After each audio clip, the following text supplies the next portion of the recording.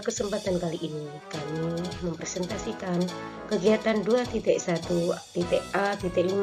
Ruang Kolaborasi Modul 2.1, yakni menganalisis implementasi pembelajaran berdiferensiasi. Presentasi ini merupakan hasil diskusi kelompok 2 yang dipandu oleh Ibu Wiwi SPD sebagai fasilitator kelas 023 A dan B, sedangkan kelompok kami terdiri dari Ibu Nova Anggreni SPD, Bapak Bayu Kurniawan SPD, dan saya sendiri. Fraksi kolaboratif kegiatan kali ini yaitu menganalisis skenario pembelajaran yang mengimplementasikan pembelajaran berdiferensiasi. Refleksi kolaboratif kali ini yakni menganalisis skenario pembelajaran yang mengimplementasikan pembelajaran berdiferensiasi. Menganalisis situasi 3 yakni SMP. Pak Dudidam, seorang guru SMP, ingin mengajarkan murid-muridnya materi tentang iklan. Tujuan pembelajarannya adalah murid-murid dapat menangkap makna secara kontekstual terkait fungsi sosial, struktur teks, dan unsur kebahasaan dari iklan tentang produk dan jasa. Pak Dudidam lalu membuat skenario pembelajaran sebagai berikut. 1. Diskusi seluruh kelas. Di awal pembelajaran, Pak Dudidam melakukan diskusi untuk memperkenalkan murid pada topik iklan dengan menggunakan beberapa pertanyaan pemandu seperti: pertama, apa yang membedakan antara iklan dengan bentuk tulisan lain? Yang kedua, iklan apa yang benar-benar menarik untuk kalian? Yang ketiga, apakah dibutuhkan biaya untuk membuat sebuah iklan? Yang keempat, jenis pertanyaan apa yang tersedia dalam periklanan? Langkah yang kedua yakni kerja individu, berpasangan, ataupun kelompok kecil.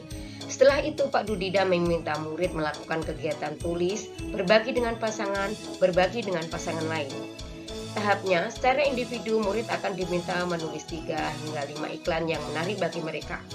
Mereka lalu berbagi apa yang dituliskan dengan teman lain secara berpasangan. Saat berbagi, mereka boleh menambahkan pendapat. Setiap pasangan kemudian berbagi dengan pasangan lain. Setelah itu, Pak Dudidam melakukan diskusi dengan seluruh kelas.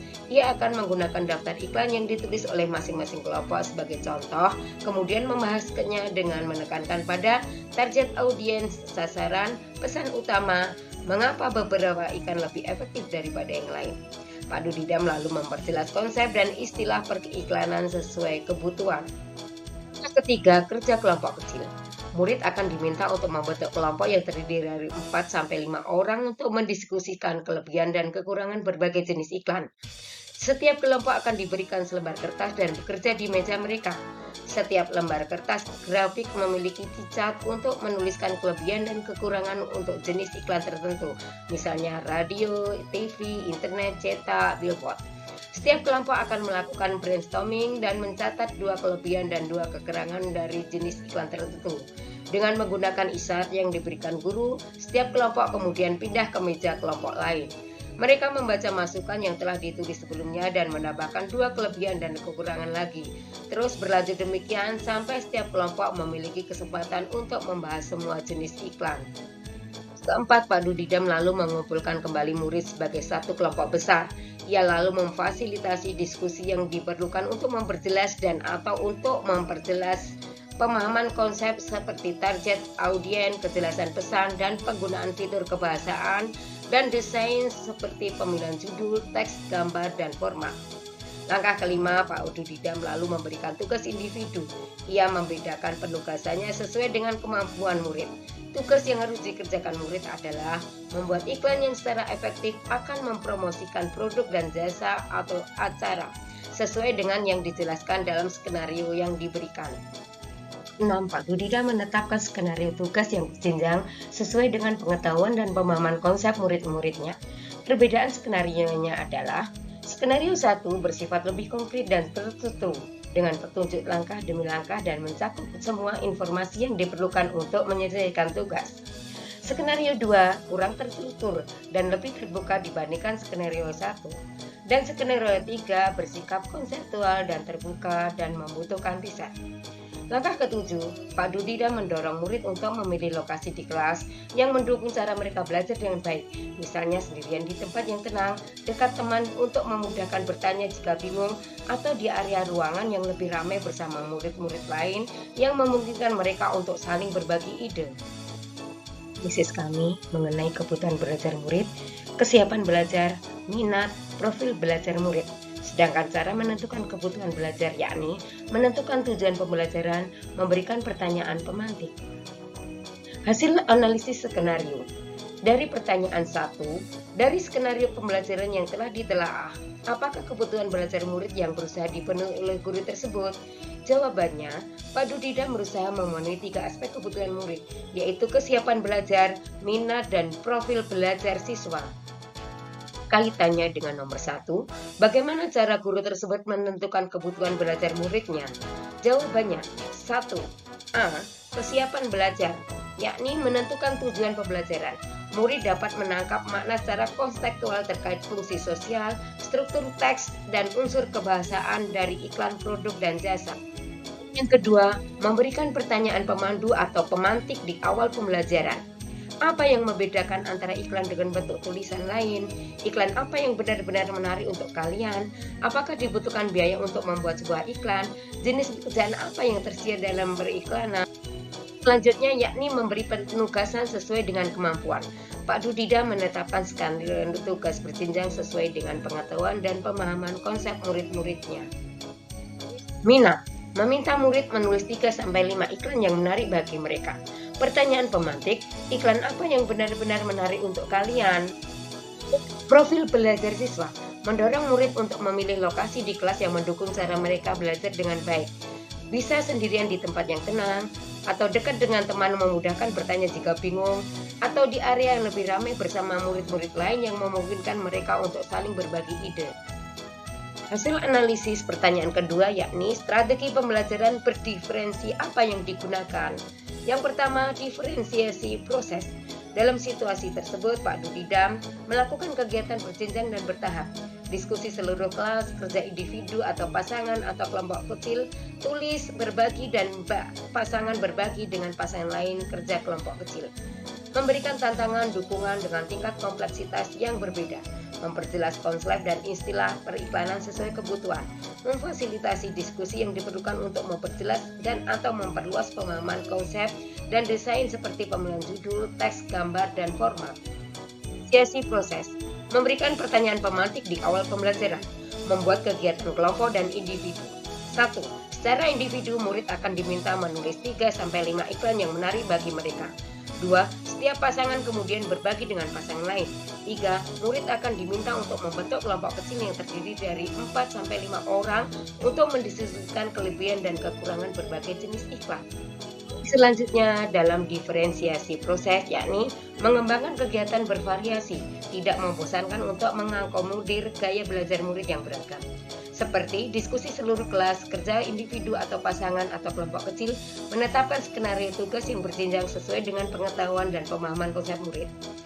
Langkahnya, pengelompokan murid yang fleksibel, terdiri dari kelompok 4-5 orang. Dengan menggunakan isyarat yang diberikan guru, setiap kelompok kemudian pindah ke meja kelompok lain. Efisiensi konten. Dalam situasi tersebut, Pak Dudida menggunakan daftar iklan yang ditulis oleh masing-masing kelompok sebagai contoh, membagikan kertas grafik memiliki chart untuk menuliskan kelebihan dan kekurangan untuk jenis iklan tertentu. Efisiensi produk. Pak Dudida melaksanakan lebih dari satu asesmen, yakni assessment for learning, assessment of learning. Dalam assessment of learning, murid membuat iklan secara efektif untuk mempromosikan produk, jasa, acara sesuai target audiens, kejelasan pesan, penggunaan fitur kebahasaan, dan desain.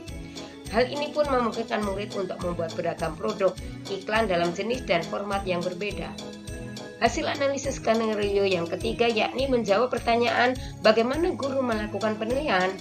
Assessment for learning yang dilakukan selama berlangsungnya proses pembelajaran dan biasanya digunakan sebagai dasar untuk melakukan perbaikan proses belajar-mengajar. Berfungsi sebagai assessment yang dilakukan di awal proses pembelajaran berdiferensiasi. Penilaian yang dilakukan Pak Dudida adalah assessment as learning yang dilakukan pada proses belajar dan melibatkan peserta didik secara aktif dalam kegiatan asesmen tersebut. Asesmen ini juga dapat berfungsi sebagai asesmen formatif yang dilakukan melalui tahapan diferensiasi konten dan proses. Yang selanjutnya yaitu assessment of learning pada tahap akhir pembelajaran untuk mengukur ketercapaian tujuan pembelajaran dan perkembangan kompetensi peserta didik. Ini dilakukan sebagai asesmen dengan referensi produk. Asesmen ini merupakan asesmen sumatif. Di akhir pembelajaran, Pak Dudida melakukan asesmen of learning dengan memberikan penugasan, yaitu membuat iklan yang efektif untuk mempromosikan produk atau jasa sesuai dengan yang dijelaskan dalam skenario. Bukan penilaian, ada rubrik. Rubrik penilaian, asesmen dan produk yang ditugaskan pada peserta didik sudah mengukur tujuan pembelajaran. Asesmen dan produk akhir yang ditugaskan sudah mengakomodasi perbedaan peserta didik dalam hal kesiapan belajar, gaya belajar, dan minat peserta didik. Rubrik penilaian dapat digunakan untuk mengukur asesmen dan tugas akhir yang berbeda-beda.